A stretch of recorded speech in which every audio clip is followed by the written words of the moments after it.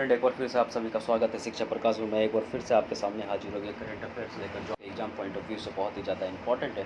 तो वीडियो पूरा देखो और अंत तक देखो। अगर वीडियो पसंद आए तो लाइक करो, सब्सक्राइब करो, शेयर करो, और ये वीडियो हर जगह पहुँचाओ ताकि हर किसी को नॉलेज मिल पाए, अधिक से अधिक नॉलेज मिल पाए और पढ़ पाएँ। तो चलो फ्रेंड, लेट नहीं करते हैं, हमारा पहला क्वेश्चन पे चलते हैं। हमारा पहला क्वेश्चन रहा ये, Sahyog mobile application launched by which organization. Sahyog mobile application किस संगठन द्वारा लॉन्च किया गया? तो सबसे पहले मैं इसका आंसर आपको बता दूं। इसका आंसर क्या है?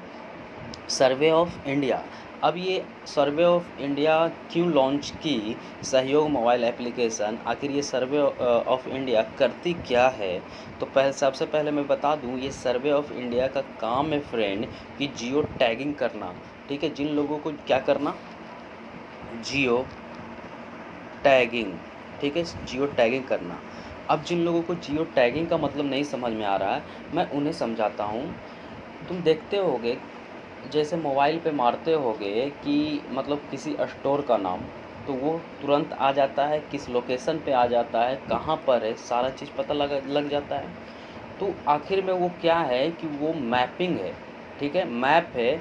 ठीक है, उस लोकेशन पर क्या पिन किया हुआ है कि उस मैप में लोकेशन पिन किया हुआ है। तो ये क्या करती है? मैप को लोकेशन बताती है, मतलब मैपिंग करती है। ऐसा समझो कि ये मैपिंग करती है। ठीक है, अभी कुछ दिन पहले क्या हुआ था फ्रेंड कि Aarogya Setu government of India ने, हमारे भारत सरकार ने लॉन्च किया कोरोना वायरस के लिए। मतलब अगर 6 फीट के दूरी पर कोई भी पेशेंट है, मतलब इर्द गिर्द है, तो मुझे बता देगी।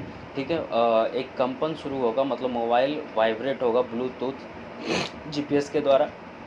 ठीक है, जिससे हुआ था। अब क्या करेगी ये ऐप? अब उसका लोकेशन बता देगी कि आखिर पेशेंट है कहाँ पर, कौन कहाँ पर है, ये बता देगी। तो ये इस ऐप को लॉन्च किया है सर्वे ऑफ इंडिया ने। अब थोड़ा ये क्या करती है, फिर से समझो, ये जियो टैगिंग करती है। अब समझो कि ये सेटअप कब हुआ, इस्टेब्लिश कब हुई? तो ये हुई 67 में। हाँ, 1767 में ही ये एस्टेब्लिश हो गई। ठीक है, दूसरा चीज़ इसमें एक क्वेश्चन और बन जाता है कि सर्वे ऑफ इंडिया का हेडक्वार्टर कहाँ है?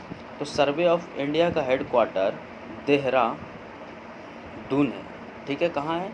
देहरादून है। तो आई होप फ्रेंड कि आपको समझ में आ गया होगा। अगर समझ में आए तो लाइक करो, सब्सक्राइब करो और शेयर करो। चलो अगले क्वेश्चन पे चलते हैं। हमारा अगला क्वेश्चन रहा है ये, recently Rohit Sharma is brand ambassador of which cricket academy. हाल ही में रोहित शर्मा किस क्रिकेट एकेडमी के ब्रांड एम्बेसडर बने?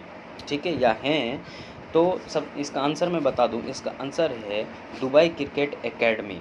ठीक है, रोहित शर्मा अभी हाल ही में दुबई क्रिकेट एकेडमी के ब्रांड एम्बेसडर बने हैं। तो आपको ये बात पता होनी चाहिए, इसलिए मैंने बताया, क्योंकि ये पूछ दिया जाएगा। अगले क्वेश्चन पे आओ।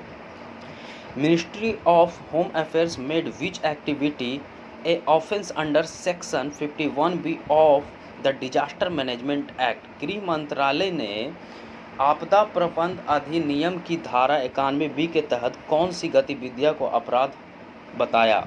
तो सबसे पहले मैं इसका आंसर बता दूं। इसका आंसर है स्पिटिंग। अब समझ रहे होंगे स्पिटिंग। हाँ, जैसे अभी कोरोना वायरस चला हुआ है। कोरोना वायरस सबसे ज़्यादा किससे? स्पिटिंग से फैलता है। जैसे हम थूक रहे हैं, हर जगह न्यूज़ में, हर जगह हम जान रहे हैं आजकल कि ये स्पिटिंग करने से, थूकने से फैल रहा है। जब थूकने से फैल रहा है तो और कितने लोग, जो मतलब कितने लोग ऐसे हैं जो जानबूझकर थूक दे रहे हैं, या कहीं जा रहे हैं तो थूक दे रहे हैं।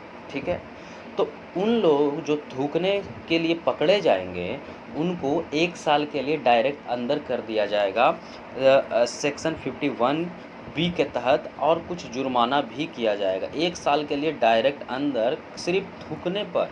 ठीक है, ये मतलब मिनिस्ट्री ऑफ होम अफेयर्स ने ऐसा नियम बनाया है कि आप सेक्शन 51 के तहत, ठीक है ना, आपको थूकने के जुर्म में आपको 1 साल के लिए अंदर कर दिया जाएगा। कितने साल के लिए?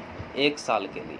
ठीक है, और इस पर 1 साल के लिए तो किया ही जाएगा, लेकिन इस पर जुर्माना भी लगेगा। तो ये क्वेश्चन आपके लिए बन गया कि स्पिटिंग करने पर, ठीक है, कौन सा धारा लगेगा? तो 51 भी लगेगा। ठीक है, 51 भी कौन से मतलब अगर 51 भी आ जाता है तो अभी क्या होगा कि स्पिटिंग करने पर, स्पिटिंग थूकने पर क्या होगा, 51 धारा लगेगा। तो आई होप कि इतना समझ में आपको आ गया होगा। तो चलो अगले क्वेश्चन पे चलते हैं। हमारा चौथा क्वेश्चन ये है, recently international monetary fund released which report, हाल ही में अंतर्राष्ट्रीय मौद्रिक कोष ने कौन सी रिपोर्ट जारी की। तो सबसे पहले मैं इसका आंसर बता देता हूँ। इसका आंसर है WEO। ठीक है, अब जानो कि WEO रिपोर्ट है क्या। ठीक है, सबसे पहले मैं इसका फुल फॉर्म आपको बताता हूँ। इसका फुल फॉर्म है वर्ल्ड इकोनॉमी आउटलुक। क्या, वर्ल्ड इकोनॉमी आउटलुक। ठीक है, आपको इसमें दो क्वेश्चन बना कि IMF कौन सा रिपोर्ट पहला रिलीज की, तो WEO रिपोर्ट। ठीक है, अब WEO का फुल फॉर्म क्या है, ये दूसरा वर्ल्ड इकोनॉमी आउटलुक। ठीक है, ये आया बात समझ में, दूसरा क्वेश्चन। ठीक है, अब समझो कि WEO है क्या। एक्चुअली फ्रेंड कि साल में 2 बार अप्रैल और अक्टूबर के महीने में ये रिपोर्ट जारी करती है IMF। ठीक है, IMF जारी करती है, जिसमें होता है क्या कि ग्रोथ रेट के बारे में बताती है। क्या, ग्रोथ रेट के बारे में बताती है, ध्यान से समझना, ग्रोथ रेट के बारे में बताती है। ठीक है, WEO। ठीक है, कब कब, ये अप्रैल और अक्टूबर में जारी किया जाता है, 2 बार। ठीक है, अब देखो कि आउटलुक जारी किए, इसका मकसद क्या है। ठीक है, इसमें ये बोली है, मतलब ये WEO आउटलुक में IMF बोला है कि इस बार जो भारत का ग्रोथ रेट रहेगा, इंडिया का जो ग्रोथ रेट रहेगा ना, वो 1.9% रहेगा, सिर्फ 1.9% 2020 में। लेकिन 2021 में यही बढ़कर 1.4% हो जाएगा। कितना, 1.4%। ठीक है, 2020 में तो इसका ग्रोथ रेट 1.9% रहेगा। किसके वजह से, कोरोना वायरस की वजह से, जो लॉकडाउन है, गतिविधियां नहीं हो रही है, उसके कारण। ठीक है, लेकिन 2021 में यही ग्रोथ रेट बढ़कर 7.4% हो जाएगा। ठीक है, अब दिमाग में आ रहा होगा कि इससे पहले भी वर्ल्ड बैंक ने कुछ बोला था। हाँ, वर्ल्ड बैंक ने क्या कहा था वो भी देख लो, थोड़ा रिवीजन हो जाएगा। वर्ल्ड बैंक ने कहा था कि भारत का जो ग्रोथ रेट रहेगा 1.5% से लेकर 2.8% तक रहेगा। ठीक है, 1.5 से लेकर 2.8% तक रहेगा।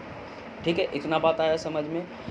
लेकिन अब देखो IMF ने इसमें एक बात और बोल दिया कि जो ग्लोबल GDP रहेगी पूरे देश की, ग्लोबल GDP जो रहेगी पूरे देश की, वो -3% हो जाएगी। -3% मतलब नेगेटिव में चली जाएगी। ठीक है, आपको आई होप कि इतना बात समझ में आ गया होगा। अब देख लो, इतना बात, ये पूरा क्वेश्चन मैंने डिटेल में समझाया, हर चीज़ समझाया। ठीक है, अब देखो थोड़ा और ये समझ में आ गया होगा आई होप। अब देख लो थोड़ा और इसके बारे में, अब इसके बारे में भी जान ले। IMF जो नहीं जानते हैं उनके लिए, और जो जानते हैं बहुत अच्छी बात है, वो भी देख लो। IMF, ठीक है, IMF इस्टेब्लिश कब हुआ, 1945 में। कब हुआ, और वर्ल्ड बैंक कब हुआ, 1944 में। ठीक है, 1944 में वर्ल्ड बैंक, IMF 1945 में, और दोनों का हेड क्वार्टर कहाँ है, वाशिंगटन DC। ठीक है, कहाँ है, वाशिंगटन DC। तो आपको इतना बात याद रखना है। अब देख लो एक चीज़, एक क्वेश्चन और इसमें बन जाता है, कहाँ गया, एक मिनट, इसमें एक क्वेश्चन और बन जाता है कि IMF के मैनेजिंग डायरेक्टर कौन है। IMF के मैनेजिंग डायरेक्टर कौन है, तो IMF के मैनेजिंग डायरेक्टर हैं क्रिस्टलिना जॉर्जिवा। ठीक है, ये हैं क्रिस्टलिना यहाँ के मैनेजिंग डायरेक्टर। लेकिन इसमें एक चीफ इकोनॉमिस्ट भी हैं जो इंडियन हैं, उनका नाम जान लो, पूछ सकता है। ठीक है, उनका नाम है गीता गोपीनाथ। ठीक है। ये इंडिया के हैं और ये चीफ इकोनॉमिस्ट हैं आईएमएफ का। तो इतना बात आपको ध्यान में रखना है। आई होप कि आपको समझ में आ गया होगा सारा चीज़। तो अगर समझ में आया तो लाइक करो, सब्सक्राइब करो और शेयर करो। अगले क्वेश्चन पे चलते हैं। देखो हमारा अगला question, who launch Bharat Insta पे। भारत इंस्टा पे किसने लॉन्च किया? तो इसका आंसर है बीएसएनएल। आपको इसी तरह याद रख लेना है कि भारत इंस्टा पे किसने लॉन्च किया, तो बीएसएनएल ने लॉन्च किया। ठीक है फ्रेंड, आई होप कि आपको समझ में आ गया होगा फ्रेंड। अगर समझ में आया तो लाइक करो, सब्सक्राइब करो और शेयर करो। थैंक यू, जय हिंद।